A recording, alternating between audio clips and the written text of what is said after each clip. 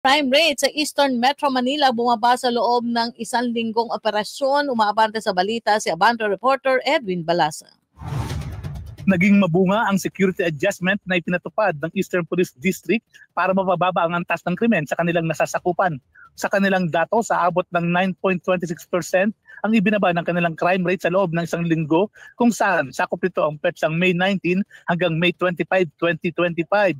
Ayon kay EPD Officer in Charge, Police Brigadier General Aden Lagradante, parehong bumaba ang kanilang index at non-index crime. May ugnay umano ito sa mas maigting na police visibility sa mga lungsod ng San Juan, Marikina, Pasig at Mandaluyong. Iniulat din ni Lagradante na abot sa 44 na operasyon ang kanilang isinagawa na nagresulta sa pag-aaresto ng 62 individual at pagkakasabat ng mahigit 8 milyong illegal na gamot. Ang maigting na kampanya na ito ay bilang pagtarima sa kautusan ni Philippine National Police Chief General Romel Francisco Marbil.